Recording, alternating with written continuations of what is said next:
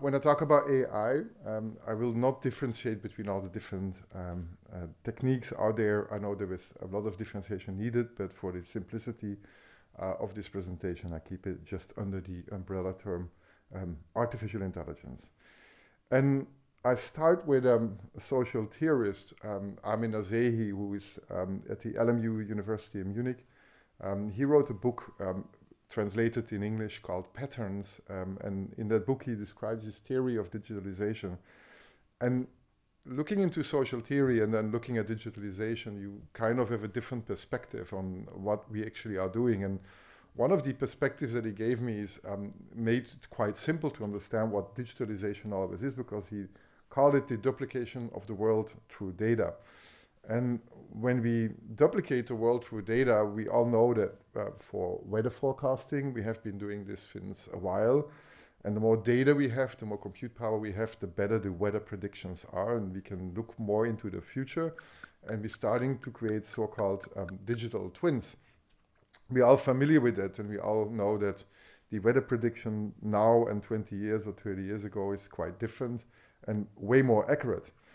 But sometimes we duplicate also the world through data. This is from the Tesla factory, where they are duplicating the world through data to create so-called edge cases. So they are creating synthetic worlds that are helping the cameras to understand the world around it. And as they don't always have these edge cases in the real world, they create these worlds. So they're duplicating the world through data in a synthetic model.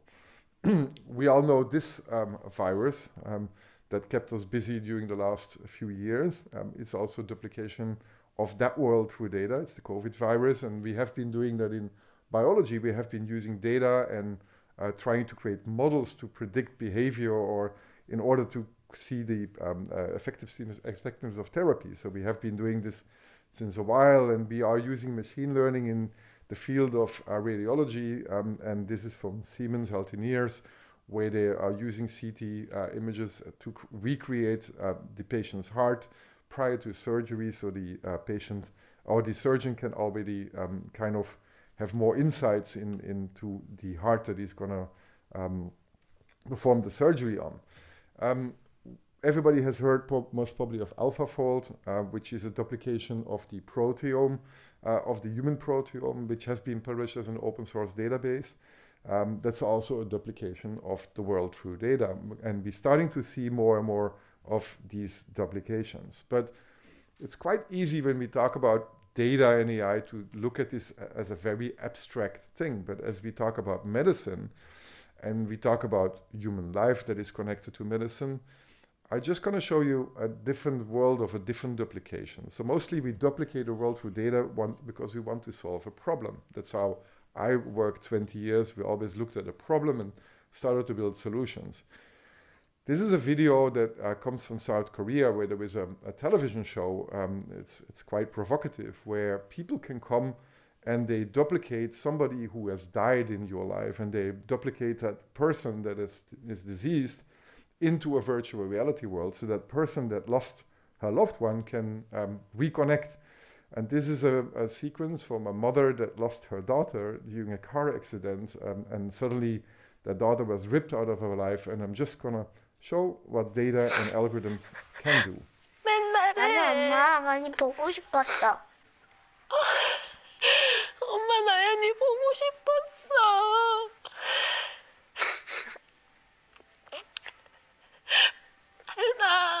나연이 잘 있지?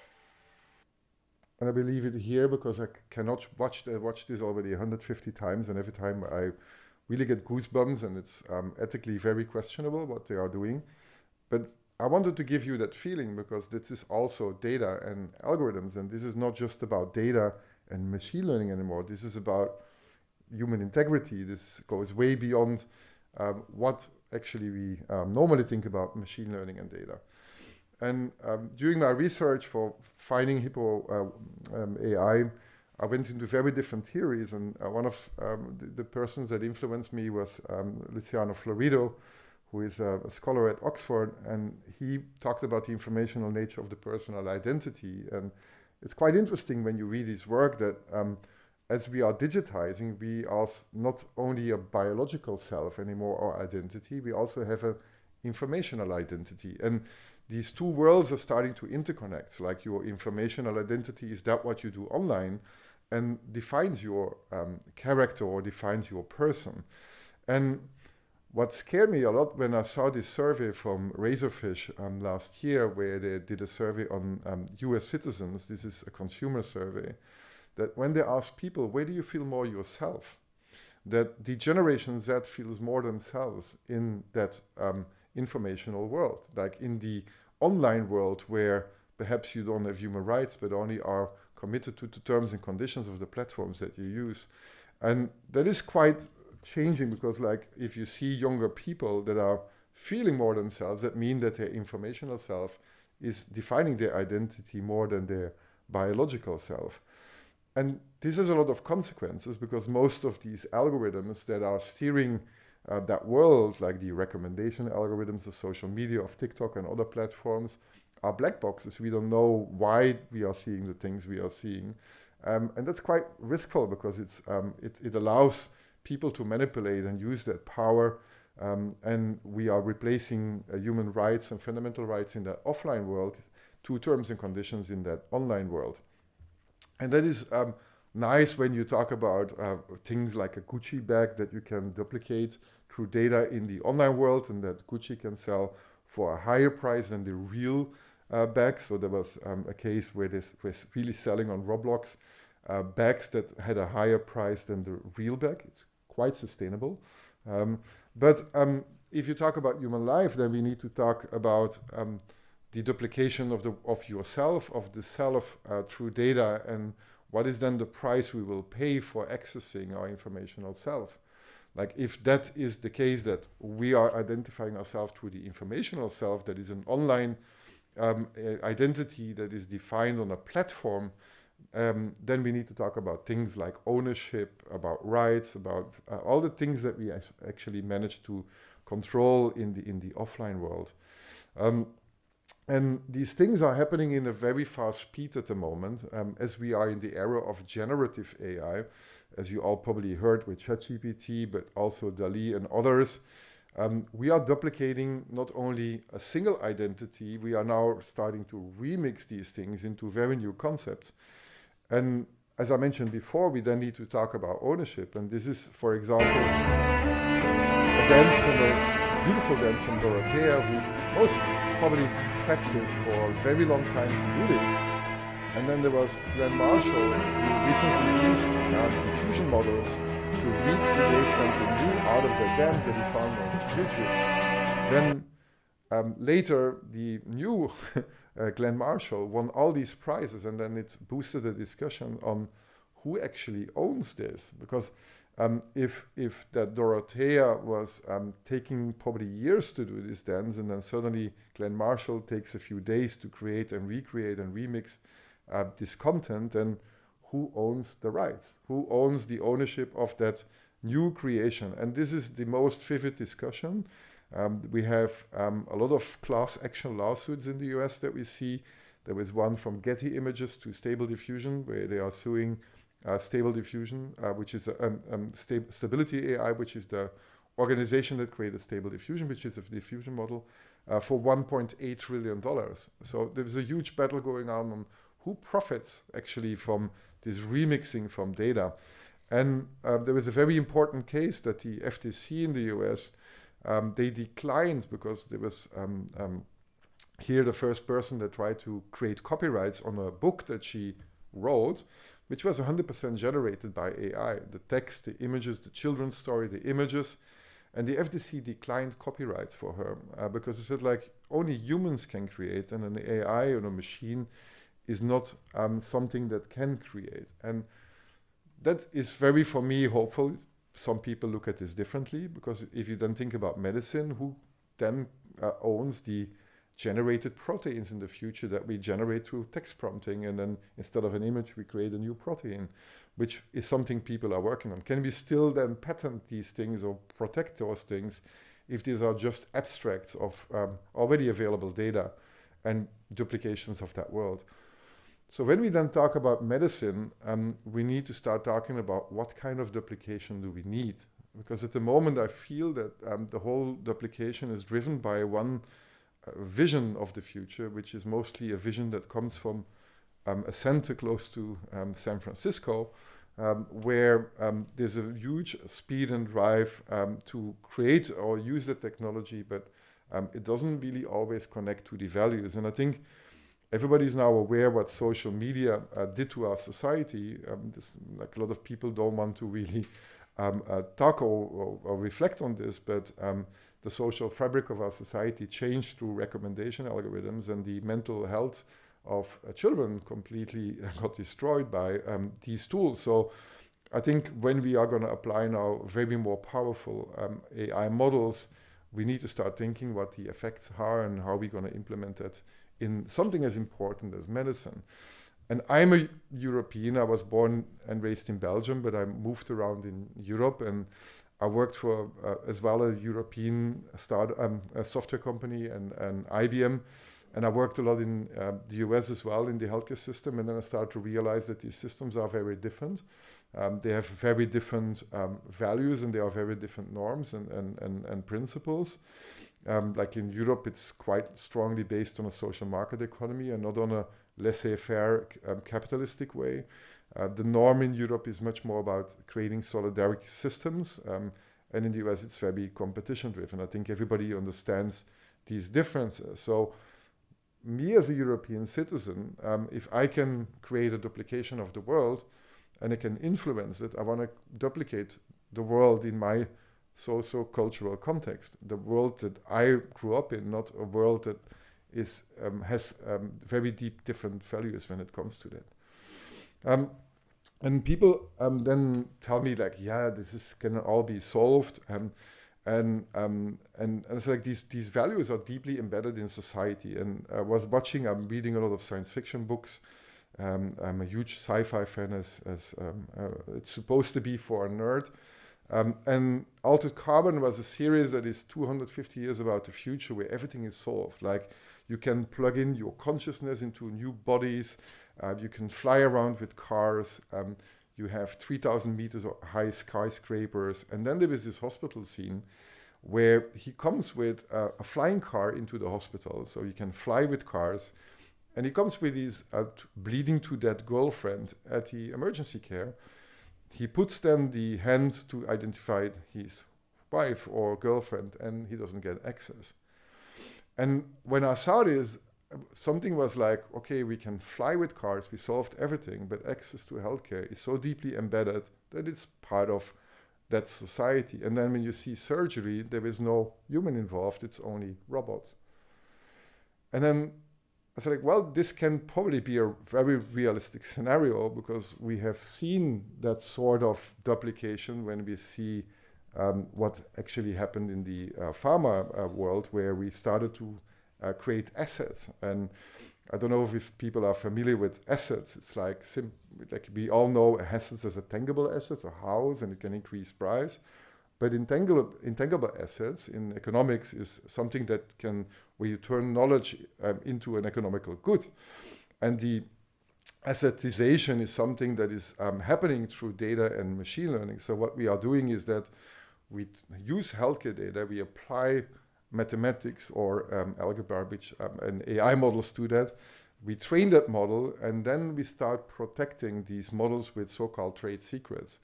The trade secrets are sort of political, legal, economical protection. So the owner of the asset can kind of define the price. And trade secrets compared to patents are very different, because patents can be given and are published openly.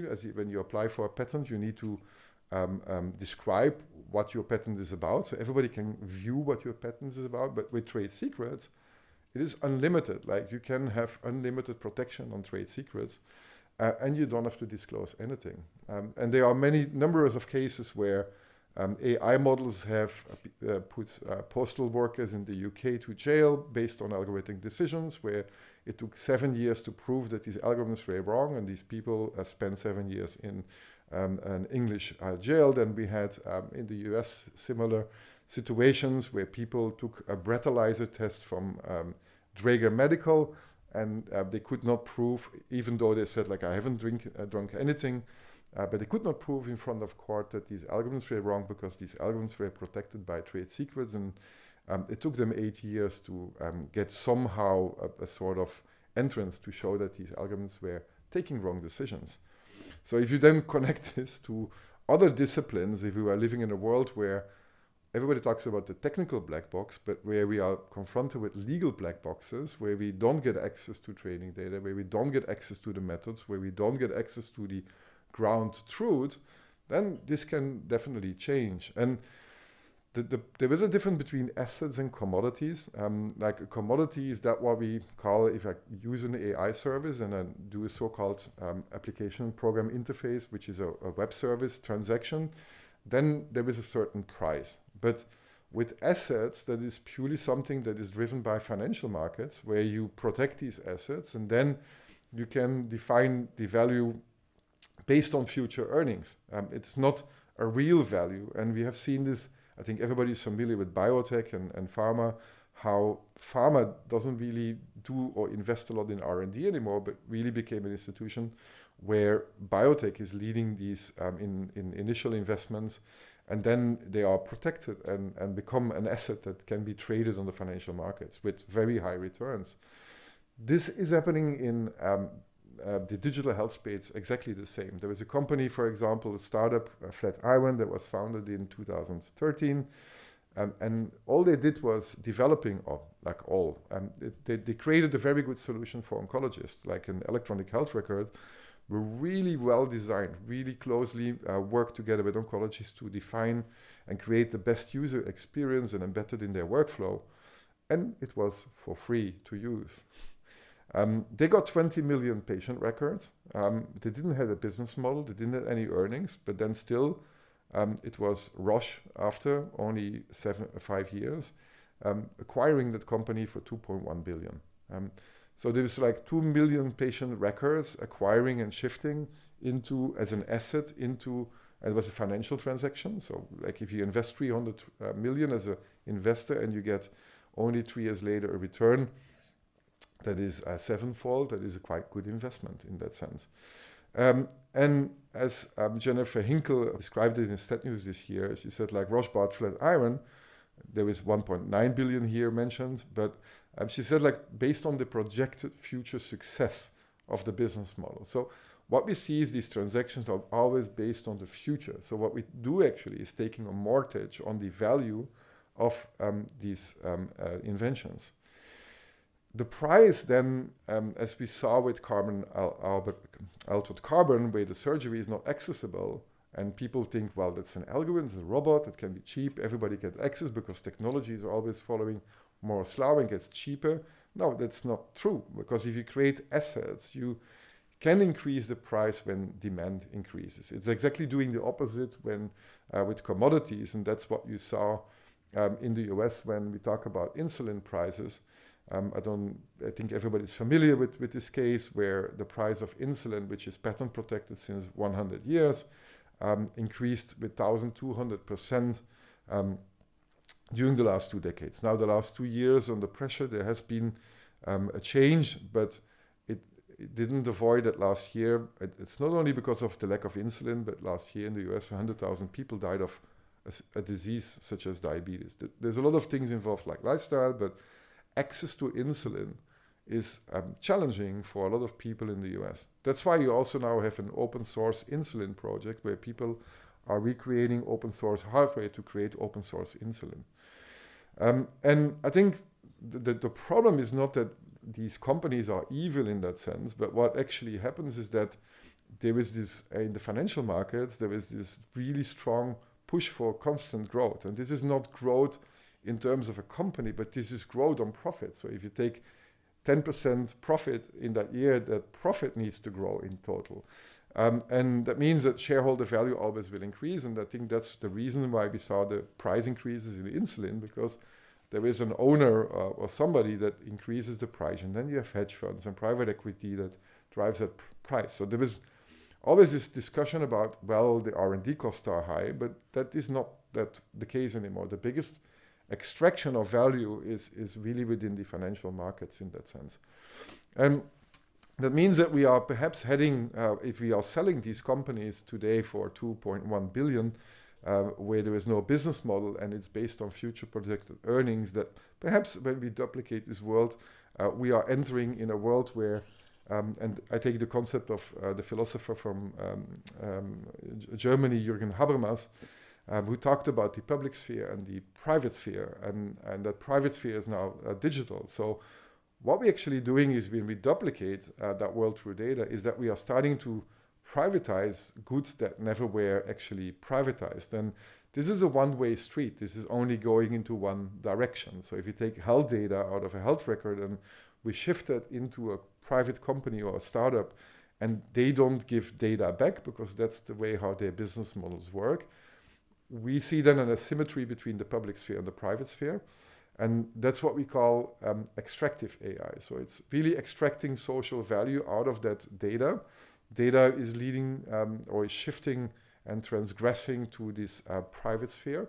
And this is the concept of spheres. And this will create new asymmetries, new power asymmetries. And this is just in healthcare, just starting this model. And extractive AI is also something that is now with generative AI, people, I think, who use ChatGPT? Most probably everyone, or raise their hand when you use ChatGPT? Yeah, half. Yeah. So the people that worked at Samsung used ChatGPT as well, and then they learned how extractive it is, because they were uploading chip designs and asking them to report and summarize things, until then somebody else used that system and then got the really high confidential chip designs, and they were suddenly public knowledge. So that's how extractive it is. It starts learning and it takes data, and there's quite a lot of privacy issues related to that. And I know from an insider that German insurance companies are as well using ChatGPT to scan contracts and all these things, because it accelerates work. It's an amazing tool, but if it's extractive and then that knowledge can be used for different purposes, it is quite problematic. And then if we shift everything to the private sphere, we then need to ask the question how we are going to get that social value out of the data. Because not everyone shares the same interest to get access or to create solutions out of the data, because depending on what you can see in the data and how your business model and what your purpose and what your shareholder value model is, you're going to ask different questions what you can do with the data. So there is this danger that perhaps certain solutions or therapies are not even made visible, because the data asymmetries are just there and protected by power asymmetries, protected by trade secrets, as I mentioned before. So how do we solve this? Because I think everybody can relate that this problem is not the kind of future you as scientists and medical doctors want, because you are still the owners and the creators of medical knowledge. You are a scientist. And I sometimes provocatively compare physicians today as the pharmacists in the end of the 19th century, where the pharmacists used to be the producers of knowledge and their own goods and became salesmen of large big pharma companies, because then we saw the industrialization of pharmaceuticals. Now we are seeing the industrialization of medical knowledge. And if medical knowledge gets industrialized, you will all become a salesperson or an applier from knowledge, but not the creator. And I've been attending quite a lot of AI conferences in the US prior to COVID, and there was already this debate that the private industry has more data, more compute power, and they cannot compete with public research against the research collaborations between these universities. So I think we need to define different versions, and that's what kept me busy. I don't know why I started this, but I said, like, I saw that problem where nobody kind of talked about this, or there was an elephant in the room. And there are different approaches to look at data, for example. You can see data as a common good. And as Paul mentioned, there is a difference between a common good, we had the conversation yesterday, and a public good. Because a common good is owned by communities and the people in that sense. And a public good is owned by a government and made accessible to the people, which is a very different thing, because a public good can be connected to political or geopolitical interests, but a common good cannot. there is a reason why there is still the internet in Iran, because it's all based on open source. If that would have been something that was not a common good in that sense, it would not have been open sourced, then boycotts and other regulations would have been able to control access to that sort of technology.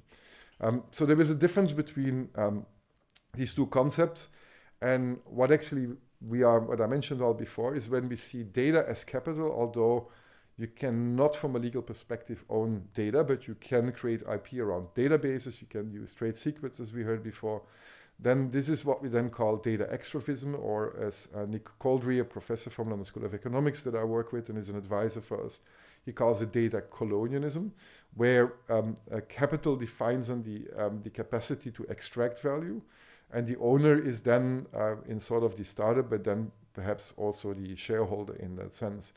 And they create over time then a model that is related to what we saw in pharmaceutical, a model that creates, if you have an asset, you're going to start creating artificial scarcity in order to increase the price, because it's not a commodity. There is this other concept as Web 3.0, as we call it, where people tell we need to tokenize data, and then we all become owners of our own data. That is a very nice concept, but it is also based on the same narrative that data equals capital. So that means that capital, our data concentrations will always follow capital concentrations. That will lead to asymmetries, will lead to the same problem. And the hope that I see with a lot of young people is like, I want to get money from my data. I say, well, I don't think that's going to help, because if everybody starts selling their data, the R&D, the additional R&D cost is just going to be added to the bill, and then we're going to, as society, pay for the total cost of the developments. And I think by receiving $500 for your data, and now seeing the price of gene therapies, which have reached a price of $3 million, I don't think that's going to really help to get more access or increased access to healthcare. Then there is the approach that the European Union is using, that's regulating everything. So it's creating rules and creating a mixed model where we still see competition, but it's also based on the idea that data has economical value. And in Europe, there are now 6 new acts being defined that are going to, the AI Act is now going through the Parliament. There is a Data Governance Act, there is the Digital Market Act, the Digital Service Act, the Data Act, the AI Act, and the Cyber Resilience Act. And then they talk about so-called European data spaces. There is this trend that Europe wants to protect data. There is also a trend to deglobalize and not give, for example, Chinese researchers access to European data, and vice versa. So what you see, this is this trend of creating spheres as well that are based on political narratives. But I think none of these concepts I truly believe are going to change anything, because when I look at the Data Governance Act and the AI Act, then I see that within that European health data space, data can be owned and protected by IP. So that means that we have a common data space, but still capital allows to create these asymmetries. And yesterday, Cecilia Bonfeld-Dahl published a letter to Ursula von der Leyen with this weird sentence that 90% of the European companies' data is unstructured and not yet protected by IP. And I think that is really wrong mentioning this, but this is because of the lobby interest of certain organizations. My approach is a very different one. I come from the software world, and I spent 20 years in SAP and IBM, and these are software companies. And my world started with in the early 2000s and 90s, where IBM was fighting or competing with Microsoft, and Microsoft suddenly decided to make everything proprietary, closed software, everything with their own standards. I think some people can still remember the battle for open standards versus Microsoft standards. And at the end, 20 years later, open source won that battle, because I think nothing is more powerful than the power of human collaboration based on shared values and principles. And what actually happened with, we all know Linux and we all know the internet, is that people started to collaborate in creating common goods. And so I asked myself the question, can we build a concept that does that exactly? And learning a lot about history, I found that actually we already had a discussion, and it was 25 years ago when the Human Genome Project was an open source collaborative project where many organizations started on a daily basis sharing their findings, while at the same time there was a company called Celera in the US, a biotech company, that was already valued on the stock exchange based on future projections for a 2-digit billion value. And they were trying to patent the human genome. So there was a battle between patenting the human genome versus making it open. And I never thought that I was going to give this person stage, Tony Blair. We, all of us, share a duty to ensure that the common property of the human genome is used freely for the common good of the whole human race. So if you can say something about its policies, perhaps this is the policy that I would support. And it's based on the work of John Stolston, who is a Nobel Prize laureate, that was part of the Human Genome Project that pushed to make the human genome an open source project and a common good.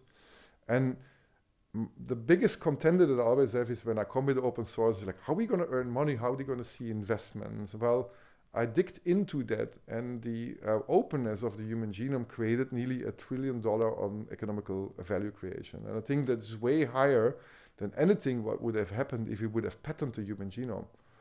Patenting the human genome would have been something similar as telling to Gutenberg when he invented the printing press to patent the alphabet. Well, we know that if you would have patented the printed alphabet, that publishing a book would be very costly, because for each letter you would have paid licenses, and probably we would still in Europe have been buying letter of indulgences, and we probably would have never seen the European or Western Enlightenment in that sense, and the open science and open knowledge movement. What people forget as well is that the internet, as we know it, is, as I mentioned before, an open source project where CERN and the scientists, which are really Professor Hoogland, who was leading CERN at the time, because everybody talks about Tim Berners-Lee, but it was actually the person who released the patents and who released the IP that created the open access of the internet that we should celebrate. And based on that, we created on all this experience a new concept, which is what we call regenerative AI. And this comes very much about these current discussion about sustainable economies and mostly focusing on ecology. But how I see ecology or healthcare as a sort of an ecosystem, which is very similar as nature. When you extract too much, you create imbalances. You will create out of these imbalances disruption perhaps in society. So how do we balance this, and how do we, between the public sphere and the private sphere, shift data? And I'm working with Professor Barbara Preinsack from the University of Vienna, and she published quite a lot on the concept of what we call data solidarity, like creating concepts where data is equally shared. And you can only do this within a closed ecosystem, because if I'm the one only sharing and the other one is not sharing, you can use the game theory and the prisoner dilemma as an exercise. You will lose. You will lose by sharing. That's why none of the companies started sharing, because if there's no common ground and common rules about sharing, then this is not possible. And we try to do the regenerative AI. We're working on licensing models. Licensing models is a copyright, and it's also IP. Open source is also a form of IP. And so what we try to do is to create these systems where, in order to create systems where knowledge is being used as a common good and is being kept open, where the knowledge production comes from communities instead of from companies, drives this forward. And I must say, starting something like this, you have to be very naive and courageous, but I did base jumping, so I think there was something that related to that, because everybody else is doing the opposite. And 4 years ago, we started thinking, how do we do this actually? And what I learned is during the COVID crisis, there was so much open source and there was so much openness, because we all had a shared enemy. And when you have a shared enemy, you start to collaborate. And I think the world as a whole will only collaborate when Death Star from Star Trek will destroy the world. But for a lot of people now, ChatGPT became Death Star. And that's quite interesting, because ChatGPT is owned by OpenAI, which has nothing to do with openness. They released their GPT-4 model with a publication, a scientific publication for 94 pages. But we don't know which training data it's trained on. We don't know anything. They decided to close everything and protect it by trade secrets. And that's quite dangerous because when they released GPT-4, I asked then ChatGPT, what is so difficult what is the danger then from open science? Why didn't you publish these things? And then it answered me, this is a misconception. There are only advantages for open science. There was a huge press conversation on Twitter. There was, I remember that I was nearly the whole night discussing on Twitter because it was a very difficult thing that they published this without disclosing anything. A week later, I asked that same question and I got only disadvantages for open science. And this should be a warning because this is the same system, the same question, and this is exactly the opposite answer.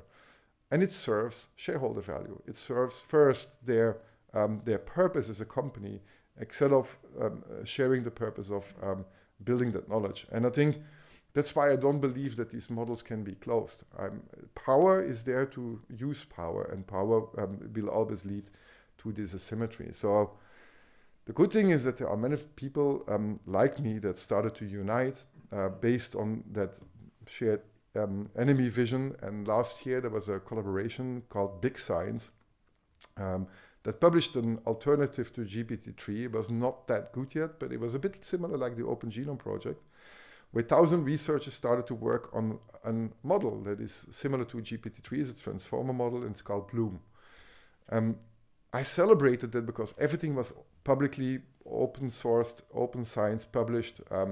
They published a research paper with 1,000 authors, Big Science. I love this. Like 1,000 people collaborating on the same purpose. That's, I think we have in the public research, we have an incentive problem because we don't collaborate well. But if you see what happened here, what we see now through Bloom is that in the last 6 months, I haven't witnessed this in my whole life, so many people started to collaborate on open source alternatives. And we see on a nearly weekly basis new models. This doesn't even count for all the models that are out there. But we see quite a lot of publications of these new models coming out. Like there is an open assistant that is nearly on the same benchmark level in a lot of tests to ChatGPT, which is completely open sourced. And there are open source projects that you cannot use for commercial purpose. Because of the copyright, because some of the data is can only be used in fair principles for research, but not for commercialization. But the lower level is that what we need to do. We need models that we can give to companies, and they can embed it into EPIC or CERN systems, but are not extractive. So when you use it as a physician, that we are seeing systems that allow you to create services within your hospital that are collecting information and creating knowledge that define the better results for your organization. The bad message about this is none, and even ChatGPT, none of these models can be used for medical use. So the reason is, you can do this in consumer markets, but the reason is they are not built on a quality management system. Can do audit trails. You need all the things for certification. And they don't have that. So none of the models can be embedded within a medical product, and that product cannot be certified. Although there is a lot of use and there's a lot of publications, but I've been a product manager in the past, and I think none of the companies that creates medical products will use these systems. And ChatGPT is cloud-based, and that cloud in the US needs to be HIPAA compliant, and I don't think ChatGPT infrastructure is HIPAA compliant. All these things are related to that. And then last week I celebrated. I really opened a bottle of champagne because after 4 years of frustration, always being confronted with people that tell me like open source doesn't really work, and my arguments were that open source collaboration will accelerate innovation much faster than any closed model. And my arguments were as well that it is cheaper in that sense. And now last week there was a Google leak. Somebody from Google on that semi-analysis, on a community that semi-analysts published this, said that because of what happened in the last few months, they don't have meat on the bone anymore. They don't have a secret sauce. And they even mentioned that open source companies are doing things for $100 with 13 billion parameters, and where they struggle with 10 million in that sense. So these open source collaboratives and these communities are the best way of competing the darker world, which is going for closed and proprietary. And finally, it's out. People believe me because a Google engineer leaked a document before they didn't believe that this would work. And this is quite promising because, or good that we have, or we see this. Nevertheless, within the European Commission proposals for the new digital acts, the lobbyists were successful in putting 2 amendments in the AI Act. They try to regulate open source code. That means when you are a researcher, you publish your research paper and you publish the code with your research paper, you as a researcher can be made liable for publishing that code. So that's one. Nobody's going to publish code anymore.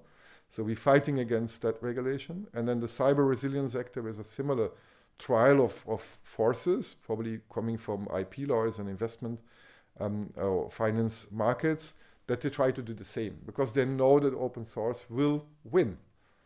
But there is a way how to perhaps stop this win when you start regulating open source collaboration. And we need to, like open source implementation should be regulated, which is the post-deployment, but the pre-deployment way of developing this thing should never be regulated.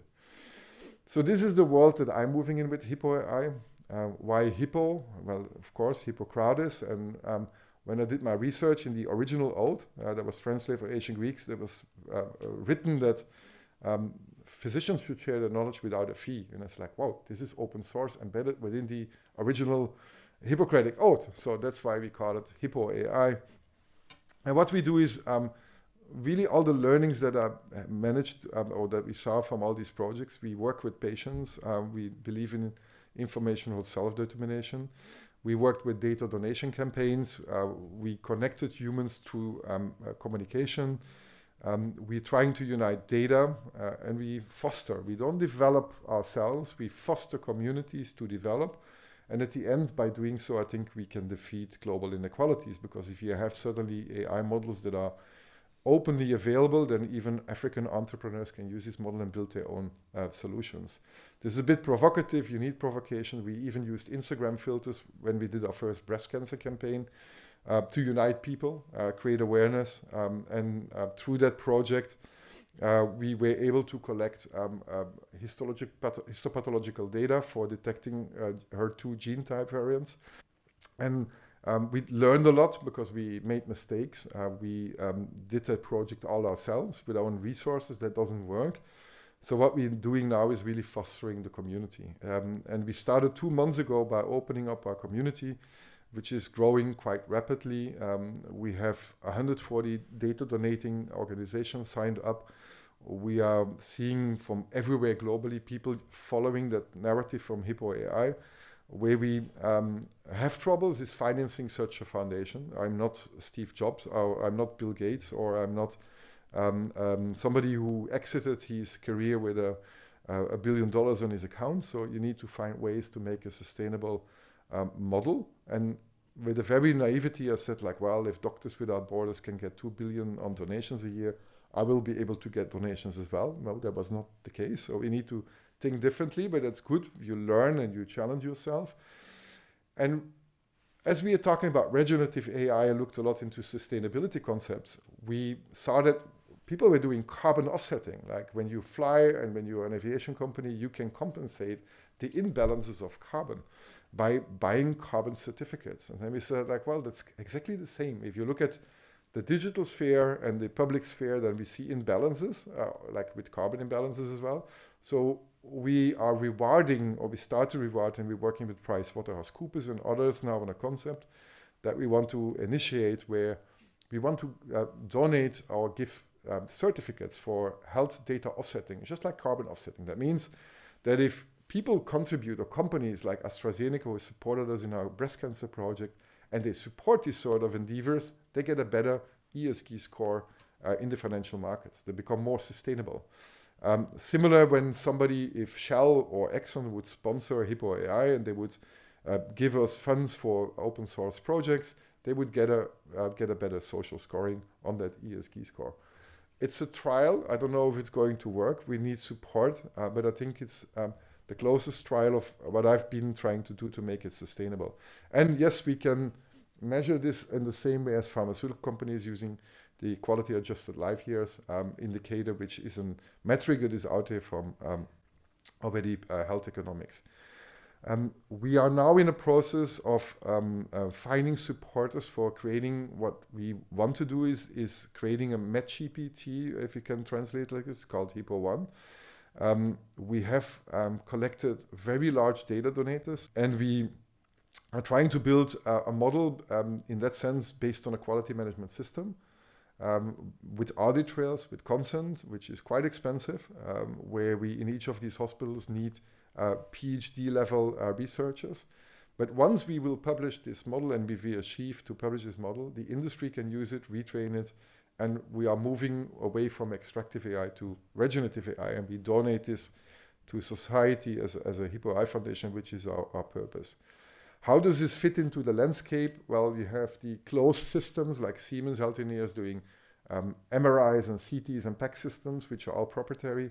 Now you have OpenAI creating an ecosystem where they're creating applications with an ecosystem, or we can do this in an open source model. That is not out there, but it's going to, it's already happening in others. The first thing that we're also building is a platform for physicians and researchers where we give access to data, access to models. We want to create a digital library. And we do this in a sort called a stewardship model where the non-profit and the for-profit are connected with each other, so the profits serve the foundation, and we can reinvest these profits for society. That was it. If you want to join, we have a tool called askpaper.ai. It helps researchers it's for free, to use AI for extracting information, and you can also join Discord and our community in joining our mission. So with that said, I would say collaborate or die, being provocative. Again, this is the General Director of the Ministry of Health in Switzerland. There's so many people that want this open world. So my message is, I hope I could convince people here to join us and unite to fight the future inequalities of digital health. Thank you for your attention.